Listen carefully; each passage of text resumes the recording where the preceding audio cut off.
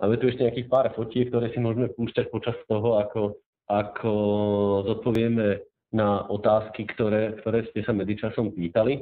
Mnohé z nich sme aj odpovedali. Ja som videl vlastne otázku, ale keďže som vedel, že neskôr sa tomu budeme venovať, tak ani som ju nečítal z monitora. Ale vidím tu napríklad otázku, že v prípade diesel agregátu alebo diesel generátora, že ako sme si istí, že naskočí, keď doteraz sme nemali 2 roky žiaden výpadok. Tak to je dobrá otázka, lebo predsa keď 2 roky auto stojí v garáži, tak je dosť veľká šanca, že nenaskočí. Áno, 2 roky sme nemali výpadok, čo sa týka výpadku pre zákazníkov. Áno.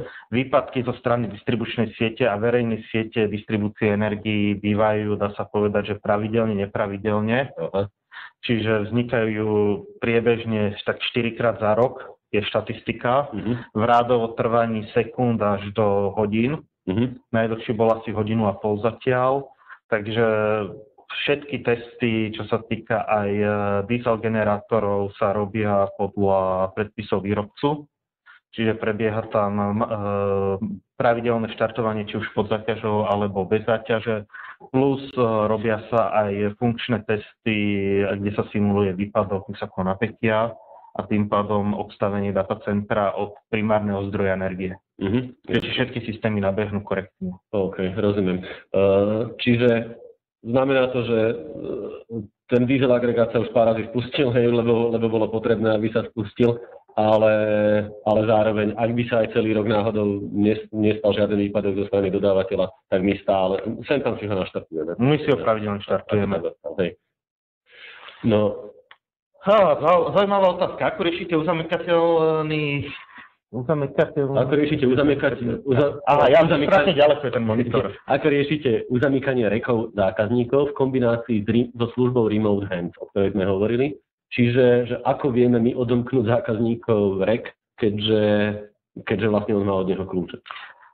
No, ono je to riešené s kľúčmi tak, že kľúče štandardne už dostávajú u nás a sú vydávané na základe prístupových zoznamov alebo autorizačných zoznamov od klienta. Takže ako prevádzkovateľ štandardne máme kľúče od všetkých rekov. Jasne, rozumiem. A čo je celkom asi aj normálna požiadavka alebo logická požiadavka vzhľadom na to, že fakt keby prišlo k nejakému zhoreniu alebo čosi, tak by sme zrejme mali mať prístup do toho. Máme aj rekov, zákazníkov, ktorí majú plombované reky, že na to majú klasické olovené plomby, takže tam sa to rieši tak, že v prípade, že je nutný prístup do reku, tak plomba sa strhne a zákazník je notifikovaný. Podľa situácie, pokiaľ si to vyžiada priamo zákazník, tak vyžiada si to priamo zákazník, takže tam netreba nahlasovať, pokiaľ je to nejaký havarijný stav, tak sa to znamená zákazníkovi. Aj s dôvodom, aj so zdôvodnením. Máme nejaké ďalšie otázky, Roman, prosím ťa?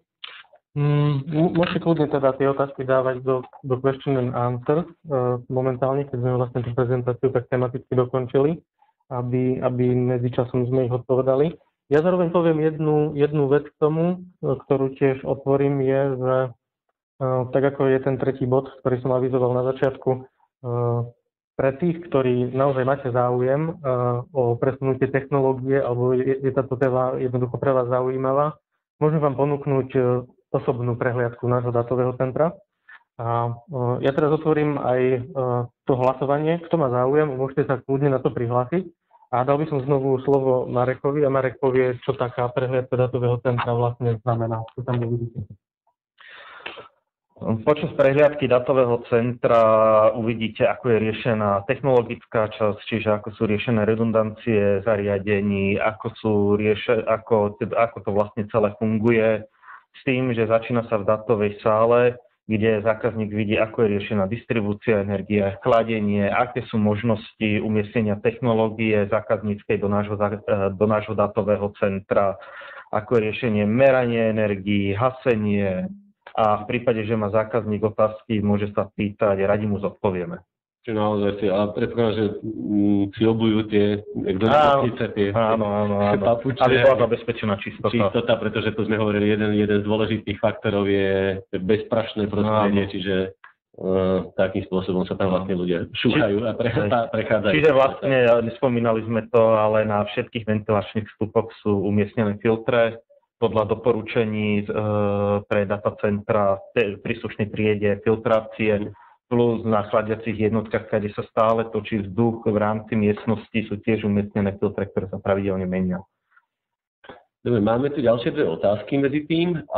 Ako dlho priemerne trvá presun z vlastnej serverovne do dátového centra? Presun v zmysle asi vlastne projekt migrácie IT infraštruktúry do dátového centra.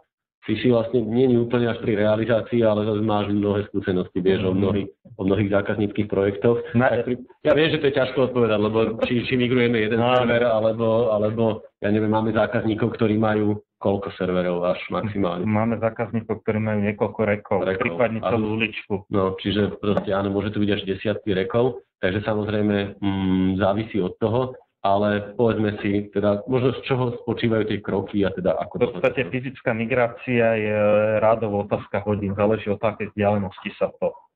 Celé je to naozaj podľa požiadaviek na infraštruktúru, hlavne čo sa týka konektivity, liniek a tak ďalej, lebo tam tá príprava nejakú dobu trvá.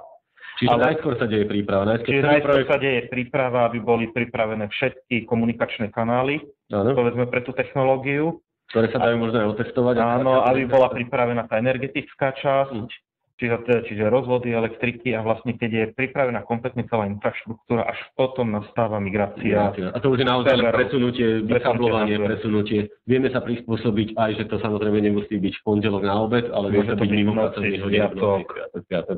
OK, dobre. Ďalšia otázka je, či máme nejaké referencie, ktoré môžeme ponúknuť.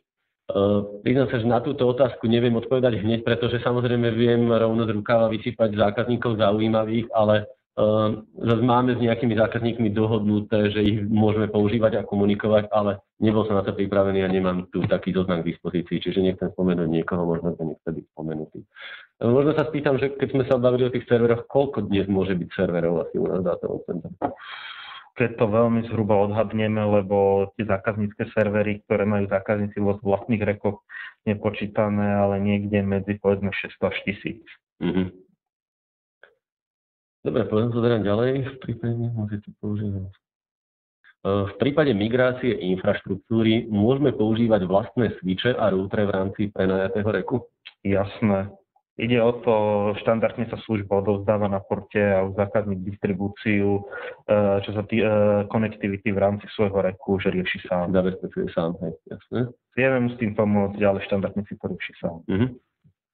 Možno distribúciu napájania. My sme to už tak trochu na začiatku spomenuli, že hovorili sme, že vlastne my odozdávame službu sťaby pod rekom, dávame k dispozícii rek, ale viem, že v minulosti prichádzali, alebo boli také trošku, tak riešili sa situácie, kedy zákazník prišiel s rekmi, osadilo sa a potom sme riešili, že kde on ich fyzicky, každý rek má nejaký kábel, poviem to hlúpo, a ten musí byť niekam zapojený. No ale tie zásuvky týchto zariadení nie sú vždy úplne štandardné, sú to rôzne typy zásuviek. A ako sa to rieši dnes? V podstate rieši sa to dvomi spôsobmi. Buď sa so zákazníkom dohodneme, to je ten úplne najjednoduchší spôsob pre nás, že mu odovzdáme elektrickú energiu na priemyselnej zásuvku štandardku IEC 309. To je tá miešačková? Taká miešačková, modrá, keď je jednofázová, alebo červená trojfázová. Pod rekom, kde si už pripojí svoje zariadenia, svoju vlastnú distribúciu elektrickej energie, alebo s zákazníkom prejdeme, aké potrebuje počty zásuviek, akého typu, či klasické okrúhle, alebo C13, C14, C19, C20. A na základe toho mu vieme v rámci služby dodať aj distribučné lišty. Hej, dobre. Pozerám, že žiadne ďalšie otázky nevidím, ktoré boli nezodpovedané, respektíve sú tu otázky, ktoré sme už zodpovedali v priebehu prezentácie. Poskytujete aj analogové linky pre klasický out-of-band modemový prístup. Áno, máme tam klienta, ktorému poskytujeme. OK, čiže ešte raz možno som bol ticho. Poskytujete aj analogové linky pre klasický out-of-band modemový prístup? Áno. Máme tam telefónnu strednú, takže vieme to poskytnúť. Dobre, a pozeráme na hodinky, nechcem byť dlhšie. Či máme ešte otázku? OK, dobre. Poskytujeme aj prenájom vlastných serverov, prípadne virtualizáciu, alebo len presun fyzických serverov zákazníka? Ďakujem, veľmi dobrá otázka, sme to nespomenuli. A to, čo poskytujeme my ako Slovenská GTS dnes, je naozaj prenájom miesta pre umiestnenie vašich serverov. Neposkytujeme dnes štandardne, by som povedal, službu, aj keď zo pár prípadov máme, prenájmu serverov, takzvaný dedicated hosting, alebo prenájmu dedikovaných serverov. Čiže túto službu neposkytujeme, lebo sme plynulo prešli rovno do služby cloudových virtuálnych serverov, kde sa zákazníka snažíme sa s ním rozprávať o tom, ako vyzerá tá jeho infraštruktúra, a keď prichádza teda k tomu, že on nemá nejaký server, na ktorom vie bežať tú svoju službu, tak sa snažíme poskytnúť mu alebo ponúknuť mu virtualizáciu, čiže cloudové služby. Či už jednoduchý nejaký virtuálny privátny server, alebo tzv. Virtuálne dátové centrum, nazývame to Virtual Hosting Environment, čiže nejaký výkon, ktorý mu dáme k dispozícii, kde on si vie vyrábať vlastné virtuálne servery a na nich bežať tie svoje služby. Čiže vlastne toto sme akoby preskočili, toto štádium, a vlastne prenájom serverov dnes štandardne v portfóliu nemáme, tak individuálne vieme riešiť samozrejme. Pokiaľ by sa jednalo nejakú väčšiu zákazku určite. Dobre, je potrebné poistiť naše servery v komerčnej poisťovni, napríklad proti požiaru, alebo je to v cene? Na túto otázku neviem zodpovedať, je to otázka skôr. No, nemáme poistenie, ktoré by garantovalo poistenie celej infraštruktúry v rámci aj zákazníkov. Viem, že naša infraštruktúra je určite poistená, ale či to kryje aj zákaznícku, museli by sme preveriť. Museli by sme preveriť, ale si skôr myslím, že odpoveď je skôr, že my robíme všetko preto, aby sa tomu serveru nič nestalo. Vlastne počas tejto hodiny sme vieme zodpovedať neskôr. Ale vieme zodpovedať neskôr. Dobre, máme ešte niečo, Roman? Momentálne nemáme žiadnu inú otázku. Čas je presne tak, ako sme to naplánovali, takže pokiaľ už nie je žiadna otázka, ja len dodám, že celý tento webinár bol nahrávaný. V prípade, že by ste potrebovali alebo chceli posunúť niekomu záznam, tak budeme ho mať na našom YouTubeovom kanále, dáme vám tak samozrejme vedieť neskôr. Ešte prišla nejaká otázka? Došlo nám zodpovedanie od kolegu otázky ohľadne poistenia serverov. Áno, máme poistenie zodpovednosti za škodu. Čiže ktoré toto kryje. Okay. Takže poistenie, takže servery netreba poisťovať v komerčnej poisťovni. Ďakujeme za to. Dobre, tak momentálne ja by som poďakoval kolegom za super prezentáciu. Ďakujem. Marekovi aj Martinovi.